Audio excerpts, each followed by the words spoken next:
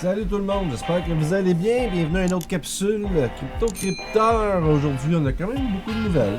On va parler de la nouvelle de Vega Protocol, XRP Toolkit, Mercury FX, la négociation d'arbitrage, les nouvelles sur Brave et encore une fois, les nouvelles sur VeChain. Ça n'arrête pas de ce temps-ci.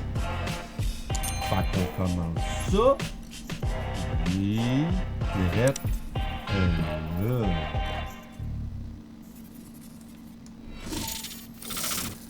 Salut tout le monde, j'espère que vous allez bien. Encore une fois, je vous souhaite le bienvenue sur cette capsule vidéo des nouvelles XRP et 3 petits points autres. Je sais pas si vous aimez ce type de capsule. Je pense que c'est beaucoup plus court pour bien des gens que des lives de 2 heures. Hein, on s'entend. C'est beaucoup plus simple, plus varié. Mais je compte pas lâcher les lives. Je devrais en faire un en fin de semaine. Il y a peut-être quelque chose d'intéressant qui est en train de se tramer. Je vais attendre la confirmation. Mais si oui, on va en avoir peut-être un très bon live ce week-end. Je vous en reviens pour quand exactement parce que j'attends un peu les confirmations puis voir comment on s'en va en tout ça. Mais c'est sûr, j'en fais un ce week-end. Peut-être qu'on va y aller plus large, plus de niveau de discussion que dans des nouvelles bien placées. Parce que quand même, on aime ça les lives, ça me permet de me rapprocher avec vous autres puis tout. Donc, sur les charts, qu'est-ce qui se passe aujourd'hui? Ben, notre XRP, qui fait comme d'habitude, il se tient entre le 19 et le 20 cents.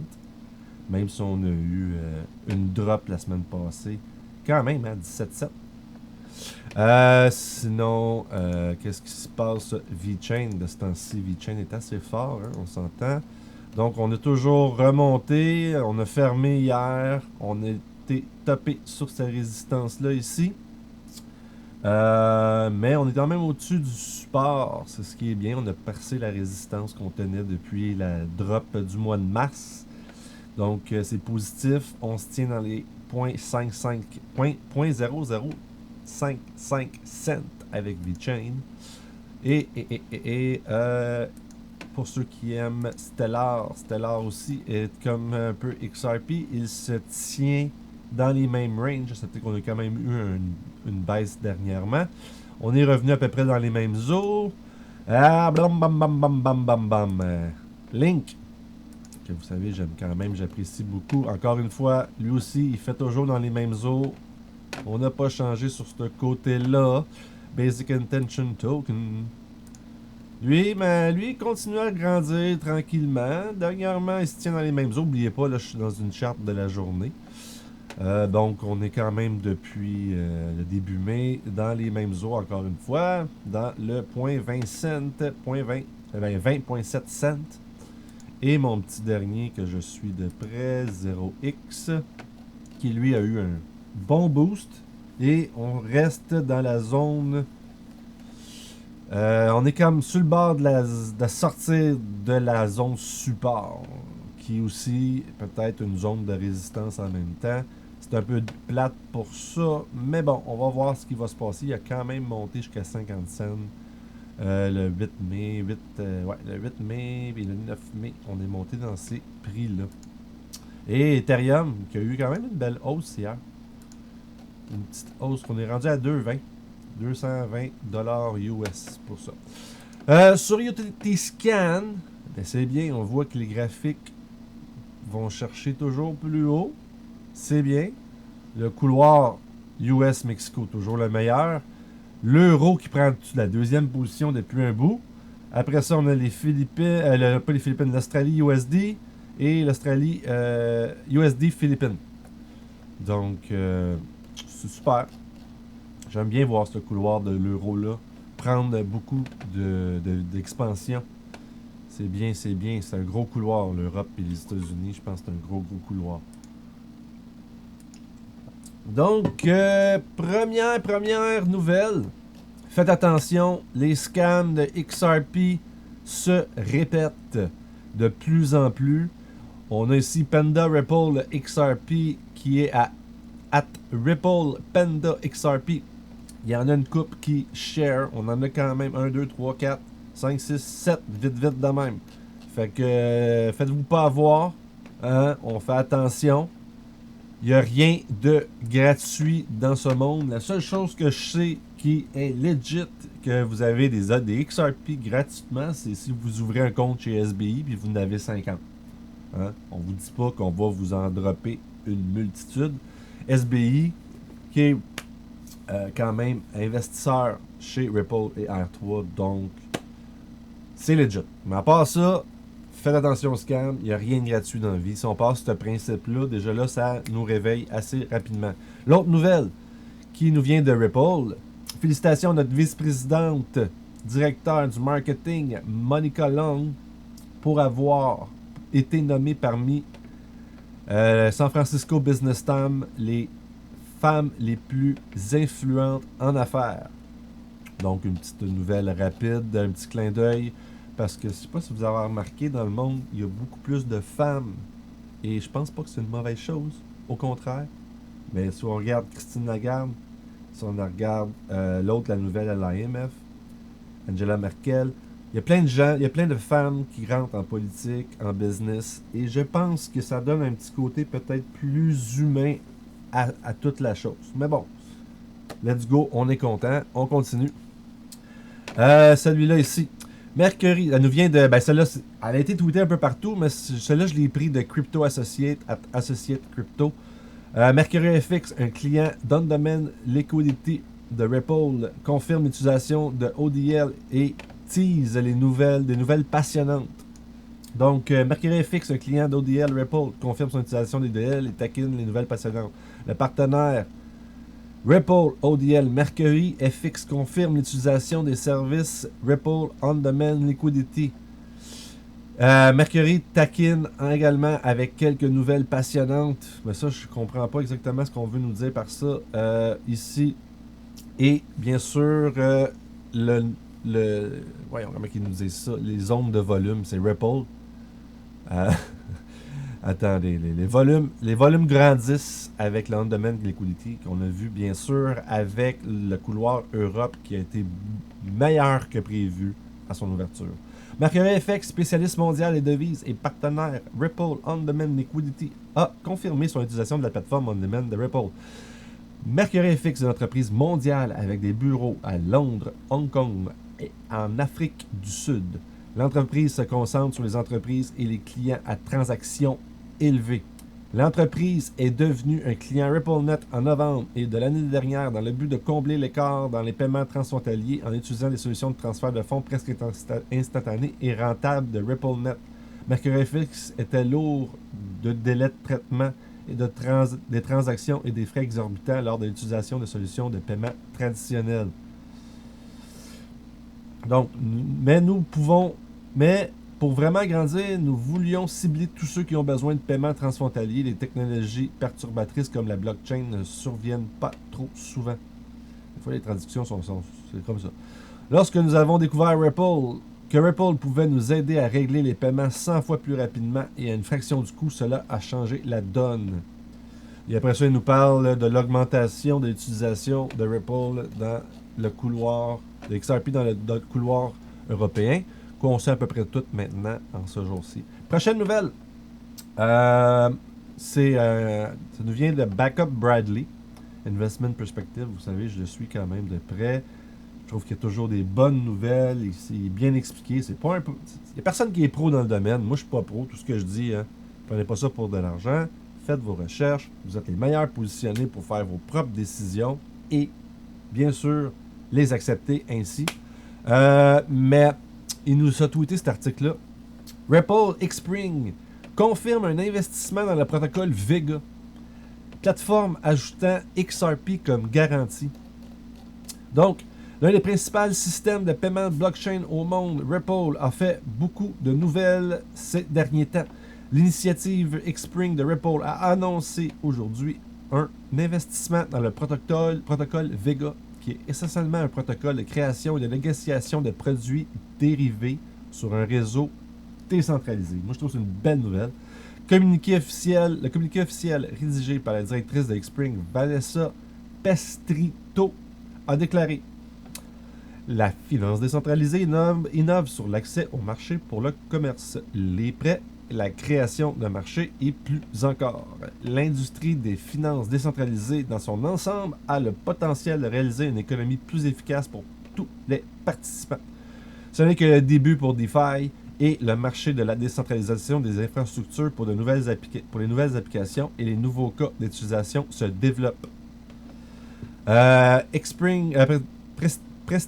Pestrito a révélé que Xpring, le bras d'investissement et d'incubation de la société de la chaîne de blocs dirigée par Brad Garlinghouse, Xpring se développait dans l'industrie des finances décentralisées alors que Xpring constituait son propre contingent d'une équipe d'ingénieurs. L'initiative continuera de collaborer avec les équipes et les communautés DeFi pour soutenir l'avenir DeFi. J'ai souligné ici, nouveau cas d'utilisation pour XRP. La plateforme blockchain basée à Gibraltar, Vega Protocol, est conçue pour fonctionner avec plusieurs devises où les actifs sont garantis sous sa chaîne haute, le réseau Vega entre parenthèses, et ajoutera le jeton natif de Ripple XRP ainsi que d'autres actifs comme garantie.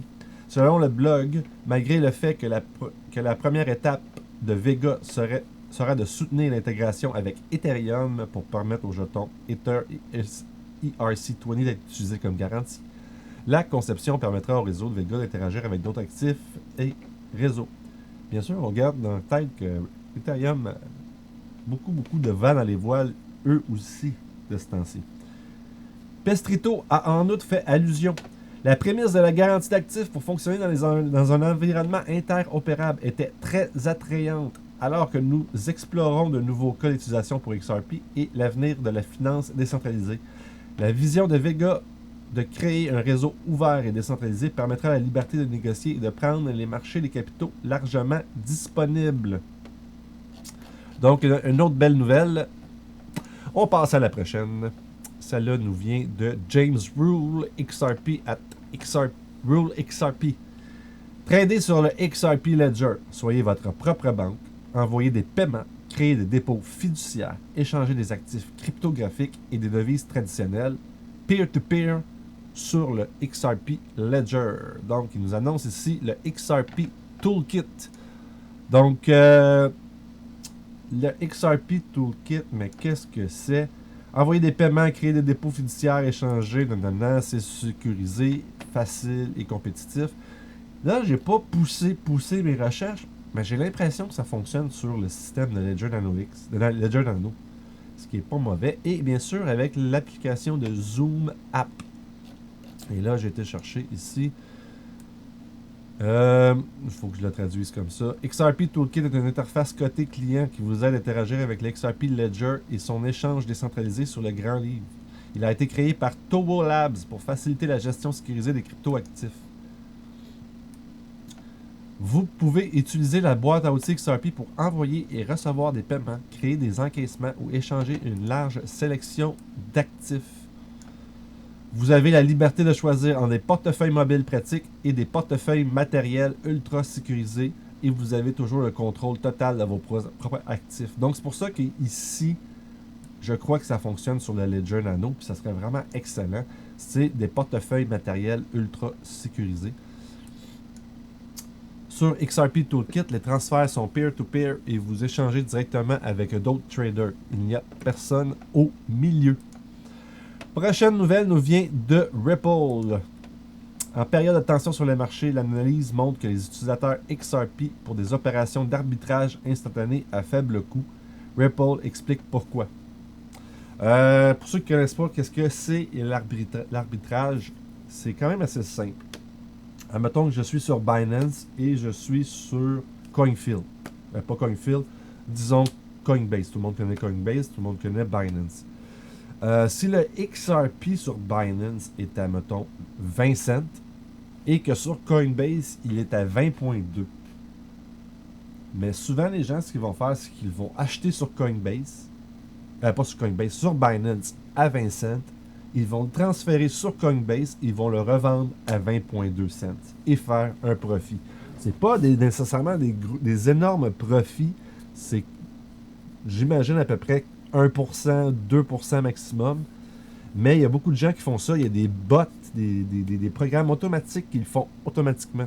Donc, vous comprendrez que si on essaie de faire de l'arbitrage avec du Bitcoin, ben écoute, ça se peut qu'on manque notre coup complètement parce que le temps de l'acheter, de l'avoir, de le transférer, de l'avoir sur l'autre plateforme et de le vendre, les chartes peuvent avoir grandement bougé. Ils peuvent revenir et plus devenir égalitaires. Donc, on comprend qu'en 3 secondes avec XRP ou avec Stellar, ça se fait rapidement de l'arbitrage et c'est un moyen de faire un profit rapide. Donc, l'article. XRP, une devise de base préférée pour la négociation d'arbitrage. Les actifs numériques sont souvent appelés actifs refuges, actifs vers lesquels les acteurs du marché se tournent pendant les turbulences sur les marchés financiers. Aujourd'hui, ce label est testé car la crise du COVID impacte les marchés financiers mondiaux. Au milieu de l'effondrement soudain du marché le 12 mars 2020, ce que beaucoup appellent le jeudi noir, et là j'ai souligné, les frais de transaction quotidiens ont grimpé à 5 fois le montant normal sur le réseau Ethereum et Bitcoin, retardant les règlements, ça c'est le temps de transfert, et augmentant le prix de l'échange des devises entre les bourses. Donc ça coûte cher faire de l'arbitrage, en d'autres termes. Pendant ce temps, l'analyse montre que les utilisateurs ont commencé à passer à l'actif numérique XRP pour les transferts de soldes de change. Source Xpring, donc il nous montre ici un petit graphique en orange. Donc ici, ils nous disent c'est les coûts de transaction versus le quand dans l'année. C'est pas mal au mois. Donc on voit que ça commence en octobre 2019 et ça finit en avril 2020. Donc on voit que le Bitcoin a hautement monté. On voit ici que l'Ethereum, il y a eu un pic, mais se garde quand même relativement pareil à la ligne noire de XRP. Mais l'XRP, on peut remarquer qu'on n'a pas eu un pic de même. Et ça, ce pic-là, j'aurais tendance à dire que c'est justement pendant la chute de la bourse qu'il y a eu le 12 mars. Les faibles frais de transaction, la fiabilité et la rapidité de XRP le rendent idéal pour trouver des liquidités dans les paiements transfrontaliers. Ces mêmes attributs permettent également aux teneurs de marché et aux commerçants de profiter des opportunités d'arbitrage intra-échange. Et même en période de tension sur le marché, les commerçants et les teneurs de marché exploitent XRP pour répondre rapidement aux appels de marge et gérer les risques garantis. Pour mieux saisir les différences de prix sur les échanges d'actifs numériques, la valeur doit évoluer plus rapidement, souvent à travers le monde. En raison de son architecture de validation et de consensus unique, XRP le fait presque instantanément, fournissant aux teneurs de marché et aux commerçants un véhicule à grande vitesse pour déplacer leurs fonds d'un échange à l'autre. La vitesse de XRP lui permet non seulement de capter plus de différences de prix entre les bourses, mais également de réduire l'exposition aux divers risques impliqués dans ces opérations d'arbitrage. Donc c'est un peu revenu à ce que je vous expliquais. On peut aller chercher les différences de prix, mais on ne s'expose pas à des risques énormes parce que la transaction est tellement rapide qu'on a le temps de réagir rapidement et de profiter du prix avantageux d'un autre échange. Plusieurs des 130 bourses où XRP est coté ont noté ce cas d'utilisation des paiements mondiaux et ont pris des mesures. De l'Amérique du Nord à l'Asie, ils ont inscrit le XRP comme devise de base à associer aux monnaies fiduciaires et à d'autres actifs numériques dans le trading. Dans un récent article, le PDG de BitTrue, Chris Wang, a partagé la décision de son entreprise de passer au XRP. Le cas d'utilisation de XRP le rend à la fois pratique et évolutif. Il était donc logique que notre entreprise se concentre sur lui, a rappelé Wang. Alors que de plus en plus de personnes se tournent vers le service de liquidité à la demande de RippleNet pour des paiements mondiaux plus rapides et moins chers, BitTrue se développera parallèlement à l'utilisation croissance de XRP. Nous avons tenté de centrer notre plateforme autour de l'actif et nous bénéficierons désormais d'une intégration complète à la communauté XRP. Les faibles coûts de transaction de XRP permettent aux traders de profiter de plus d'opportunités de trading. Donc, je n'irai pas plus loin dans cet article-là.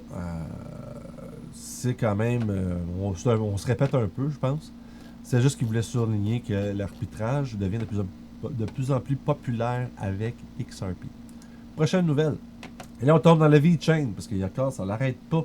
Les nouvelles VeChain n'arrêtent pas. Donc, dernièrement, j'ai fait une capsule parlant de l'adoption de Walmart Chine qui utilise VeChain pour la traçabilité des aliments.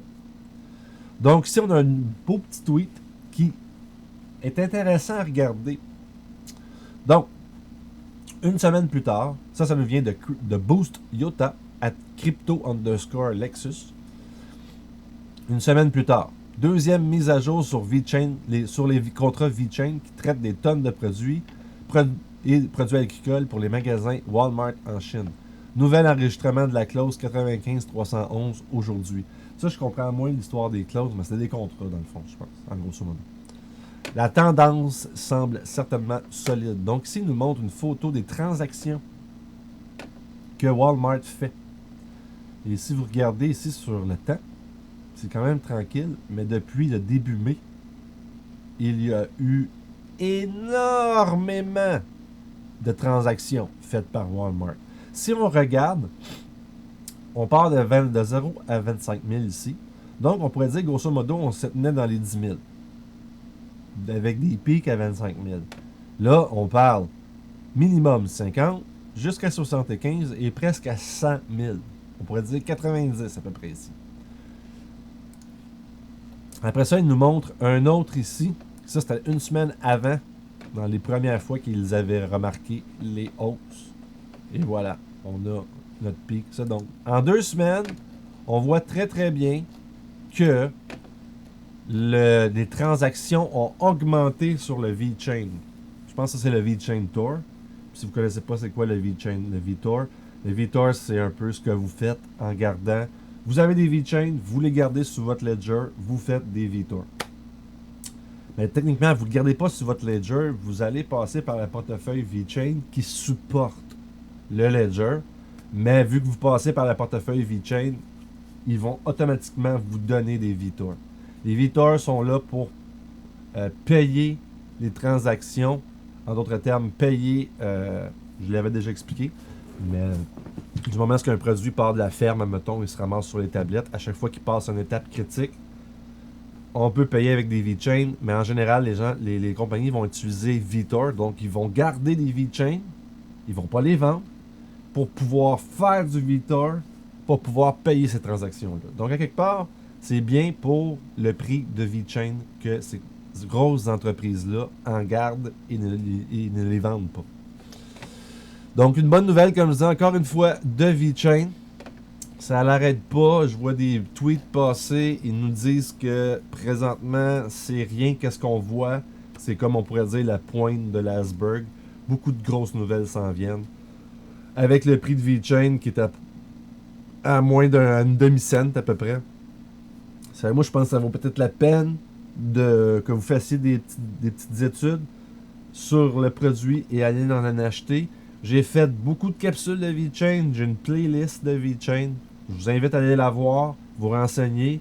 Mais il y a beaucoup de partenaires. Des gros partenaires avec VeChain. Beaucoup de choses qui s'en viennent, des belles choses. Prochaine nouvelle. Encore une fois, c'est VeChain. Donc, DNVGL parle du potentiel de MyStory dans la production de batteries de véhicules électriques. MyStory, c'est un peu l'utilisation que vous allez avoir avec VeChain. Donc, si vous voulez acheter une bouteille de vin qui est supportée par VeChain, parce que une des niches de VeChain, c'est d'empêcher la contrefaçon. Donc, vous allez pouvoir arriver, acheter votre bouteille de vin, scanner le code QR et vous allez voir tout l'historique de la bouteille. Et si elle a déjà été vendue et consommée, puis que quelqu'un a décidé de remettre du vin dedans puis de la rebouchonner, vous allez voir qu'elle a déjà été vendue. Vous allez pouvoir comprendre que vous achetez une bouteille de contrefaçon. La même chose se produit avec les piles, les batteries de véhicules électriques. Ils nous disent ici: l'électrification des transports semble toujours être une bonne chose du point de vue des énergies renouvelables. La plupart des gens se concentrent sur le processus plus propre d'alimentation des véhicules électriques par rapport aux moteurs traditionnels, qui brûlent des carburants en base de carbone et contribuent à environ 75% des émissions mondiales de monoxyde de carbone. Cependant, le défi de passer aux batteries électriques n'est pas seulement une question de développement de la technologie. La demande en matières premières clés, telles que le lithium, augmente rapidement en hausse de 20% en 2019 selon Forbes, ajoutant la pression sur les chaînes d'approvisionnement. C'était un problème avant la crise du COVID. Maintenant, c'est encore plus important. Actuellement, la pénétration du marché des véhicules électriques n'est que d'environ 2,2%. Ce nombre devrait grimper à environ 70% d'ici 2050, sur la base des modèles de taux de croissance annuel composés. Et là, c'est là que ça devient intéressant. Cela soulève de nombreuses préoccupations environnementales avec l'achat et l'élimination des batteries au lithium. Et j'ai surligné ici, à mesure que la demande et le prix du lithium augmentent, de nombreux petits fournisseurs surgissent dans des régions moins réglementées et utilisent des formes minières alternatives plus dommageables pour l'environnement, réduisant ici l'impact potentiel des véhicules électriques. Cela a créé une opportunité pour la blockchain en tant que méthode de transparence prouvant la production propre et l'exploitation minière des matières premières. Donc, ici, ce qu'ils nous disent, c'est que, vu que vous allez pouvoir avoir MyStory avec la batterie électrique, vous allez pouvoir voir quelles mines ont été utilisées pour créer cette batterie-là. Et en général, ils vont éviter les mines où il y a de l'abus. Parce qu'ici, ils nous parlent qu'ils sont plus... ces mines-là seraient plus dommageables pour l'environnement, mais aussi, souvent, ça peut être des gens qui sont sous-payés qui travaillent dans ces mines-là. Donc, à quelque part, ils veulent faire sûr que les prix soient honnêtes avec le fait que c'est produit de manière honnête. Et empêcher ces gens-là qui vont utiliser des mines qui sont sont plus dommageables pour l'environnement, d'entrer dans le marché et de vendre au même prix, et que ça fait comme une espèce de compétition malsaine au niveau de ceux qui font attention à la planète et aux gens. Un code pour DNVGL et MyStory. En tant que leader dans la certification des processus de l'énergie énergétique, DNVGL est un choix naturel pour vérifier les chaînes d'approvisionnement des fournisseurs de batteries et de matières premières pour véhicules électriques.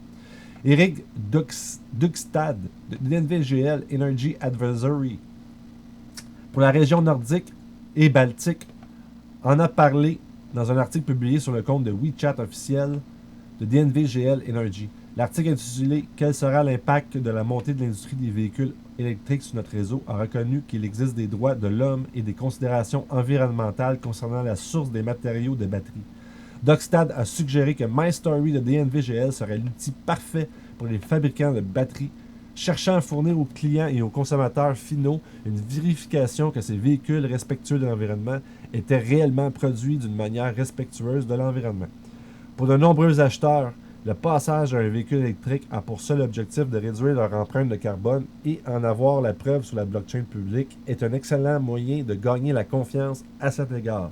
En fait, le risque de ne pas fournir de vérification est que, à mesure que les processus miniers deviennent de plus en plus dommageables, les consommateurs pourraient devenir totalement déçus par les véhicules électriques, nuisant à l'industrie et ralentissant la progression naturelle de la technologie.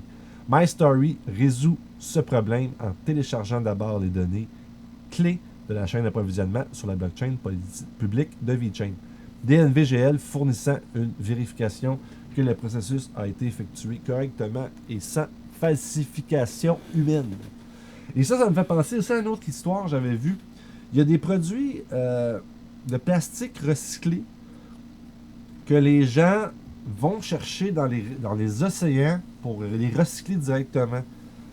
Et c'est une nouvelle forme de, comme on pourrait dire, d'industrie qui est verte, encore plus verte. Et je sais que VeChain et DNVGL voulaient aussi faire sûr que le plastique venait bel et bien des océans. Parce que vous savez qu'il y a des places que c'est hallucinant avec du plastique qui est dans l'eau. Et il y a des compagnies qui commencent à se spécialiser dans le recyclage de ces plastiques-là. Et VeChain et DNVGL veulent vraiment faire en sûr que les produits qui sont achetés soient vraiment, vraiment ce qu'ils disent. Dans d'autres termes, que le plastique vient vraiment d'un océan.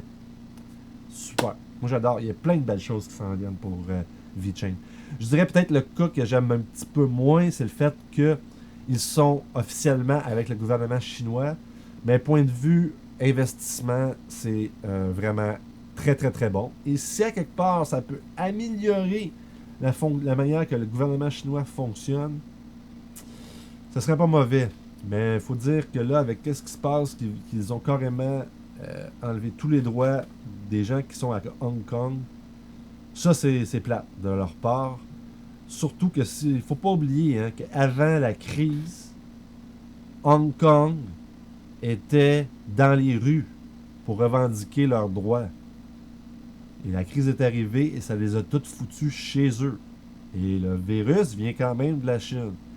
Je veux pas stipuler que c'est une conspiration, mais maudit que le timing était bon pour le gouvernement chinois. Tu sais, quand on dit qu'il allait même dans des blocs, il soudait les portes pour pas que le monde sorte. Je sais pas si c'était à Hong Kong, par exemple, mais c'est sûr que les gens de Hong Kong ne pouvaient plus sortir dans les rues. Et ça l'a comme fait, bang! Ça l'a arrêté d'une shot. Puis c'était bon pour les Chinois que le Hong Kong allait dans les rues, ils revendiquent les droits. C'était bon pour eux autres, les Chinois en général. Petite parenthèse, on ferme la parenthèse. Prochaine nouvelle, et celle-là, vraiment intéressante. Ça nous vient de Brave Software directement, at Brave. Brave intègre le chat vidéo axé sur la confidentialité directement dans son navigateur. Alors là, avant de vous lire l'article, si vous n'avez pas Brave, là, c'est pas un conseil financier, c'est un conseil point. Allez downloader Brave, prenez mon lien, ça vous amène à rien de prendre mon lien, juste que vous allez beaucoup m'aider, juste pour le fait que vous avez pris mon lien pour le downloader. Que vous allez sur Brave directement ou prenez mon lien, pour vous ça change rien, pour moi ça change tout. Parce que je fais quand même des belles commissions quand vous prenez mon lien. Puis pour quelque chose qui vous coûte rien, let's go, spread the love. Ceci dit, Brave, comme si vous êtes nouveau sur mon channel, Brave, beaucoup axé sur la confidentialité de vos données, bloque naturellement les publicités. Si vous allez sur YouTube, vous n'avez même pas besoin d'installer quelque chose, il bloque automatiquement les publicités de vidéos. Mais bon, si vous voulez supporter vos YouTubers préférés, c'est sûr que c'est bien de laisser les vidéos. Ça les aide beaucoup. Dans mon cas, ça ne change rien. J'ai même pas encore 1000 abonnés. Il faut avoir minimum 1000 abonnés. Prend 70%, 30% moins de CPU, de mémoire, de bande passante, vous permet de faire des Basic Intention Token, qui est une crypto, vous permet d'en faire juste en cliquant sur leur publicité. En passant, vous devez avoir un compte Uphold associé à votre Brave. Mais quand même, vous pouvez quand même piler vos Basic Intention Tokens, mais vous ne pouvez pas les retirer avant d'avoir Uphold. Je veux dire, là maintenant, vous n'allez plus avoir besoin de Zoom, vous n'allez plus avoir besoin de FaceTime, vous n'allez plus avoir besoin de tout ça. Vous allez pouvoir directement utiliser dans le browser, sans vous créer un compte, le service streaming. C'est excellent. Donc, je vais vous lire l'article. C'est le dernier article avant de se laisser. Brave intègre le chat vidéo axé sur la confidentialité. Hein? On le répète encore. Axé sur la confidentialité. Directement dans son navigateur.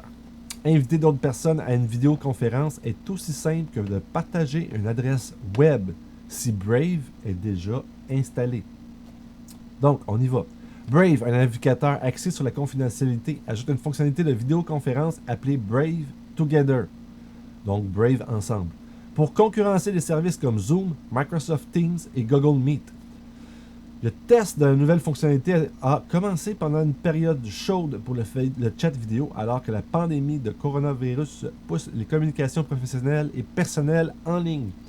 Notre objectif est de mettre en place des conférences privées sans frottement, sans friction, pour les amis et la famille, a déclaré Marshall Rose, un ingénieur principal de Brave, dans un courriel. Pour utiliser Brave Together, vous lancez une salle de discussion à partir du site web Brave Together et partager son adresse web avec un nombre illimité d'autres personnes. Aucun compte n'est requis et Brave n'enregistre pas l'activité. La vidéoconférence était autrefois à la pointe de l'informatique, mais elle est devenue plus courante avec la large bande rapide, la technologie de compression open source et les normes de chat comme WebRTC. Bien faire de la visioconférence, cependant reste difficile. Par exemple, l'utilisation de Zoom a augmenté en popularité pendant la pandémie, mais Zoom a eu des problèmes lorsque de nouveaux examens ont révélé des problèmes de sécurité et le fait qu'il ne crypte pas la vidéo d'un bout à l'autre comme il le prétendait. La fonction de vidéoconférence s'appuie sur un logiciel de vidéoconférence open source appelé Jitsi. Jitsi n'offre pas de cryptage de bout en bout, mais ses développeurs y travaillent, et Brave ajoutera du support lorsqu'il sera mature. Brave Together est disponible dans la version Nightly de Brave, une édition test fréquemment mise à jour, a déclaré dans un tweet mardi. Il n'est pas encore disponible dans Brave pour les téléphones Android ou les iPhones, et Brave n'a pas encore de calendrier pour une version complète. Après ça, Brave a publié sa première version du navigateur en 2016.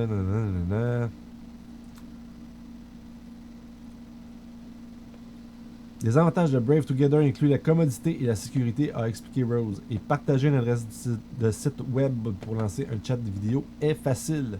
Mais si le destinataire n'a pas installé Brave, utiliser Brave Together devient plus difficile que de simplement cliquer sur un lien. Plus vous voulez de personnes sur votre chat vidéo, plus cet obstacle devient sérieux. Des effets de réseau similaires peuvent aider à garder les opérateurs historiques comme Facebook puissants. Il est difficile de convaincre vos connexions sociales de passer à un nouveau service et encore plus difficile pour elles de convaincre toutes leurs connexions. Mais les nouveaux venus comme Zoom ont montré qu'il était toujours possible de trouver un point d'ancrage. Donc après ça, il continue à nous parler de Zoom, il nous parle de Facebook Messenger, puis c'est ça.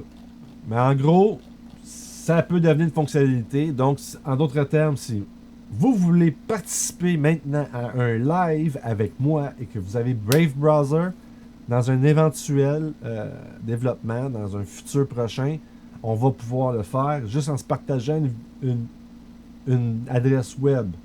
Et on va pouvoir se parler sans créer aucun compte. Et voilà. Donc, ça termine pour mes nouvelles. N'oubliez pas ce soir, vous avez un live avec Ondulation et Marcus pour la deuxième partie de son analyse. À ne pas manquer. Hein, il y a toujours des bonnes choses à dire. Et sinon, si vous connaissez pas si vous êtes nouveau sur mon channel, n'hésitez pas à vous abonner, à cliquer la cloche de notification, à laisser un j'aime aussi, bien sûr, c'est gratuit. De laisser vos commentaires. Les commentaires, j'apprécie beaucoup parce que ça l'aide aussi à ce que mes vidéos ressortent. Et pour ce qui est du reste, c'est pas mal ça. Puis on se laisse là-dessus. Merci d'avoir été là. Merci d'avoir écouté cette capsule. J'espère que vous avez apprécié. Et comme je dis toujours, aimez-vous pour mieux aimer les autres, que les autres puissent mieux vous aimer. C'est ça. C'est plus compliqué que ça. Ça commence par nous-mêmes, entre nos deux oreilles. Pas plus compliqué. Là-dessus, je vous laisse. Je vous en remercie. N'oubliez pas de partager, de cliquer, de j'aime, laissez vos commentaires. Là-dessus, je vous laisse. OK? Ciao!